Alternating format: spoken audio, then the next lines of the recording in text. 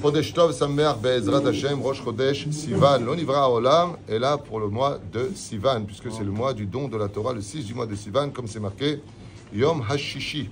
Le dimanche, on dit Ayom Echad Nachon Sheni Shlishi Revi. On ne dit pas Ha-Echad, on ne dit pas Sheni. Aval, on dit HaShishi. Rashi HaKadosh, on dit pourquoi Dafka il y a le He, pour faire une allusion chez l'Onivra Olam, et là pour le 6 du mois de Sivan, pour l'étude de la Torah. Chez Nehemar, Imlo Beriti Shamayim Varetz Chukot Shamayim Varetz Osamti. Si la Torah n'est pas étudiée, si la Torah n'est pas mise en application, le monde n'a pas de raison d'exister, explique le prophète. Yirmiyahu, Be'ezrat Hashem. Velachen ketotza mizeh, nous devinons que le monde a été créé pour ce mois-là, puisque c'est le mois où on est parti chercher la Torah. Pourquoi Dafka le Yom HaShishi? Parce que le Yom HaShishi, c'est le jour, le vendredi, où on prépare pour le Shabbat. Comme dit la Gemara dans le Secret Shabbat, c'est celui qui a travaillé le vendredi pour pouvoir manger Shabbat, il pourra manger Shabbat. Ainsi donc, de la même façon, en allusion, tout celui qui étudie la Torah dans ce monde, il pourra rentrer dans le monde futur. Et à titre là, ceci prépare cela et cela prépare ceci. Pourquoi Dieu nous a donné Shabbat et Yom Tov?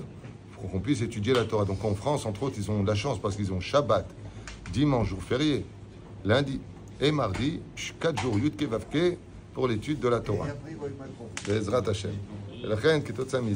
Rappelez juste deux minagim très très importants en ce qui concerne ce Rosh Chodesh Sivan. Le premier, à partir de maintenant jusqu'au 12 du mois de Sivan, en tahanunim klal. Donc on a 12 jours d'affilée sans tahanunim. Pourquoi? Parce que ce sont des jours de fête, des jours de joie. Et étant donné qu'on n'a pas le droit d'être triste, on ne monte pas au cimetière comme le mois de Nissan.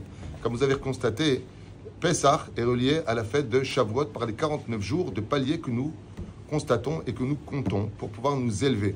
Et la chose la plus importante à retenir, je dirais à la limite de ce petit Dvar Torah et Halacha, c'est de savoir que celui qui arrive prêt à Shavuot, qui a fait Tchouva comme il le fallait, et ainsi de suite, passera comme une lettre à la poste le jour de Rosh Hashanah, dit le Shla Kadosh. C'est-à-dire que ici, c'est un mifran très particulier, un examen très particulier sur la teshuva de l'homme face à la Torah. C'est-à-dire que, pour une fois, c'est pas toi vis-à-vis de l'autre, c'est pas toi vis-à-vis de Dieu, c'est toi vis-à-vis de la Torah. Qui es-tu face à la Torah? D'où le signe astral qui représente le mois de Sivan des Gémeaux. C'est le miroir. Qui es-tu, toi, face à celui qui est en face de toi? C'est-à-dire le vrai potentiel de ce que Dieu aurait voulu de toi. Par exemple, Rabbi Akiva, s'il n'avait pas fait tchouva, il aurait été Akiva que personne ne connaît.